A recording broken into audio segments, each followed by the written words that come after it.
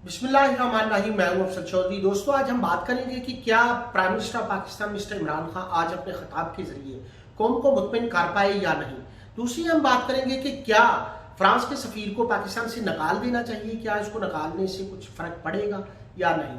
तीसरी हम बात करेंगे कि क्या किसी भी दुनिया की किसी भी कंट्री से कुछ सियासी जमात या उसके leader international court of justice UNO या फिर आलम इस्लाम की सबसे बड़ी तंजीम ओआईसी क्या उसका दरवाजा खटखटा सकती है या नहीं। चौथी हम बात ये करेंगे कि क्या पाकिस्तान तहरीक इंसाफ को ईद से पहले अपने एक बड़े वजीर की कुर्बानी देनी पड़ेगी या नहीं। तो दोस्तों, हम बात करते हैं कि आज जो इमरान खान की तकरीर थी, इमरान खान की तकरीर का लुबे लबाब जो था, उसमें सबसे जो अच्छी स्टेटमेंट कम अज कम मुझे लगी या कुछ बाशऊर लोगों को लगी, वो ये थी कि जुर्म कोई सात समंदर पार करे तो उसकी सजा हम इस्लामी जमहूरिया पाकिस्तान को क्यों दें।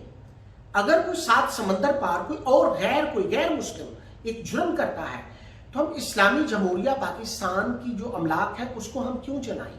इस्लामी जमहूरिया पाकिस्तान के जो पब्लिक है उसके हम रास्ते क्यों रोकें, उनको हम कत्ल क्यों करें। तो हम अपने ही कंट्री के अंदर पुरशद्दत जो है एहतजाज वो क्यों करें। हाँ, मैं ये समझता हूँ पुरअमन एहतजाज हर किसी का हक है। और मैं इमरान खान से उसकी तकरीर के बाद भी एक ही सवाल मेरे जेहन में आ रहा है, उसकी तकरीर से पहले भी एक ही सवाल मेरे जेहन में था कि इमरान खान साहब जो अमेरिका को मशवरा देते हैं कि अफगानिस्तान के अंदर तालिबान के साथ मुज़ाकरात के अलावा कोई हल नहीं है। जब से गवर्नमेंट में आए हैं मोदी को मशवरा दे रहे हैं कि मुज़ाकरात के अलावा कश्मीर का कोई हल नहीं है। तो जब अपनी कंट्री की बारी आई तो वो कौन से अहमक लोग थे जिन्होंने इस कदर ऑपरेशन करने का इमरान खान को या फिर गवर्नमेंट ऑफ पाकिस्तान को मशवरा दिया। ये चीज हमारी समझ से बिल्कुल बालातर है। दूसरी बात जो फ्रांसीसी सफीर की हम कर रहे थे, दोस्तों, इमरान खान की बड़ी एक अच्छी बात थी कि क्या फ्रांसीसी सफीर को निकालने से जो यूरोप के अंदर गुस्ताखियां हैं वो रुक जाएंगी। हम खुद यूरोप के अंदर रहते हैं, हम खुद ब्रिटिश पाकिस्तानी हैं। हमें पता है कि यूरोप के अंदर फ्री स्पीच का हर आदमी को राइट है। और एक बात मैं आपके गोश गुजार करना चाहता हूं कि यूरोप के अंदर जो क्रिश्चियन है, जो ज्यूइश लोग हैं, जो अपने दीन को फॉलो करते हैं, जो अपने दीन की प्रैक्टिस करते हैं, वो कभी भी किसी नबी के खिलाफ कोई बात नहीं करते। ब्लास्फेमी, नामूस रसालत के खिलाफ या किसी किस्म की ब्लास्फेमी के मुर्तकिब नहीं होते। हाँ, ये लादीन लोग हैं, ये ना सिर्फ मुस्लिम के खिलाफ बल्कि ये तमाम अंबिया इकराम के खिलाफ बातें करते रहते हैं। अलबत्ता हमारे पाकिस्तान के अंदर कहीं भी नबी पाक सल्लल्लाहु अलैहि वसल्लम के खिलाफ नाउजुबिल्लाह अगर कोई बात हो तो पाकिस्तान के अंदर एहतजाज शुरू हो जाती है। हम ये समझते हैं कि अपने नबी पाक सल्लल्लाहु अलैहि वसल्लम से मोहब्बत जितनी हमारे पाकिस्तानियों को है, नो डाउट कि इतनी मोहब्बत दुनिया में किसी दूसरे मुसलमान को नहीं है। और मैं ये समझता हूँ रियासत के जितने स्टेक होल्डर लोग हैं या पाकिस्तान के अंदर कोई किसी भी फिरके से तल्लक रखता है, वो अपना माल, जान, तन, मन तमाम कुछ वो नबी पाक सल्लल्लाहु अलैहि वसल्लम पर कुर्बान करने के लिए 24 घंटे तैयार रहता है।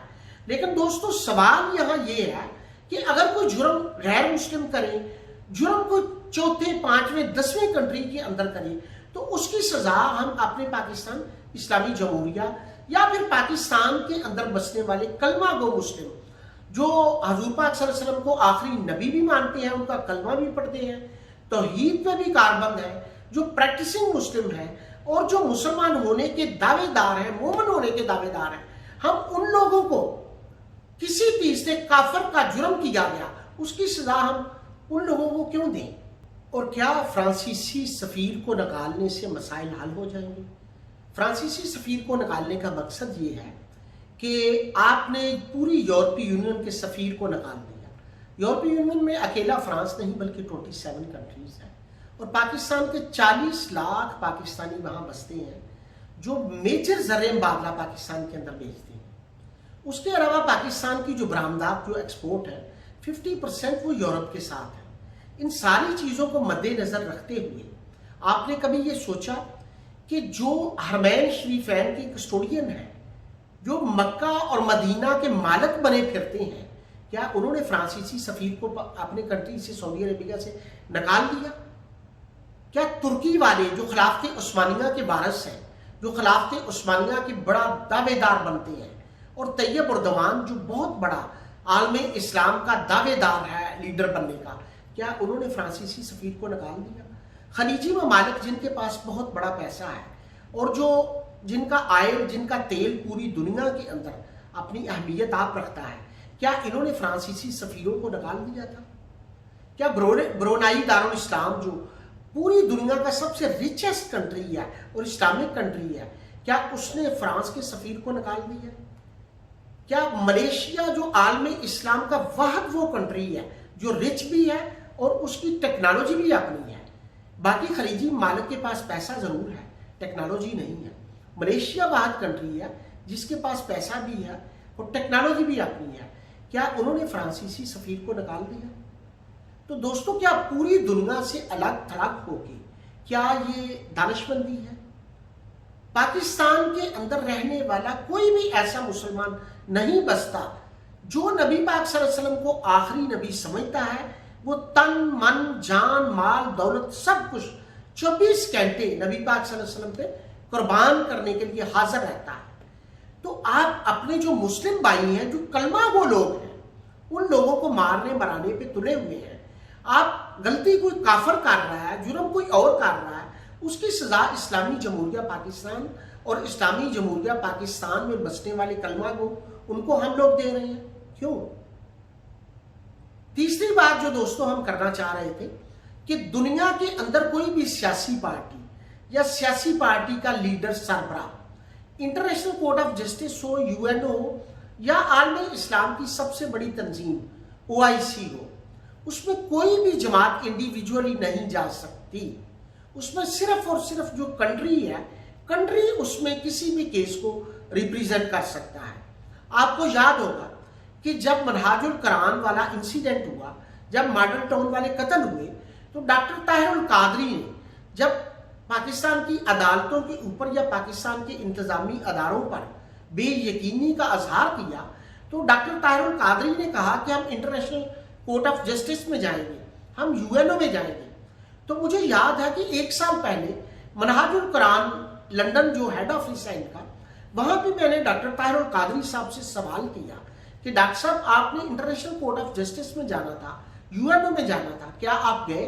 تو ان کا جواب بھی یہی تھا کہ ہم گئے، لیکن انہوں نے ہمیں یہ کہہ کے ٹال دیا، ہماری اپلیکیشنز انہوں نے ریفیوز کر دی کہ یہاں پہ صرف کنٹری جو ہے، کنٹری جا سکتا ہے، کسی سیاسی پارٹی، کسی دینی پارٹی، کوئی بھی مذہبی پارٹی کا لیڈر یا کوئی بھی جتھا یا کوئی بھی گروہ ان اداروں کے اندر، بین الاقوامی اداروں کے اندر نہیں جا سکتا۔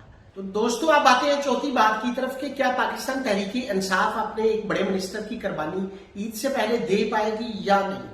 کیونکہ چند دن پہلے جو تحریک لبیک کو ایک کالعدم قرار دیا گیا، ابھی اس کے ساتھ مذاکرات ہو رہے ہیں، قوم اس پہ بھی کنفیوز نظر آتی ہے۔ البتہ چونکہ تحریک لبیک کے 3 میجر ان کے مطالبات ہیں، پہلی ان کا جو مطالبہ ہے وہ رہائیاں ہے، دوسرا ان کا جو مطالبہ ہے وہ جو فرانسیسی سفیر ہے اس کی ملک بدری، اور تیسرا وہ شیخ رشید کے ریزائن کا مطالبہ کر رہے ہیں۔ تو میں یہ سمجھتا ہوں کہ اگر جو تحریک لبیک کا مطالبہ، تیسرا مطالبہ ہے شیخ رشید کے ریزگنیشن کا، تو اگر تو وہ کسی دمبے شمبے کی یا چھوٹی وہ قربانی مانگتے تو کیپٹن کے لیے اپنے کھلاڑی کو چینج کرنا اتنا مشکل نہیں تھا، لیکن وہ قربانی بہت بڑی مانگ رہے ہیں، اور یہ وہ قربانی ہے جس سے 7 حصے جس کے پورے بنتے ہیں، اس لیے یہ تھوڑا ان کے لیے مشکل ہو جائے۔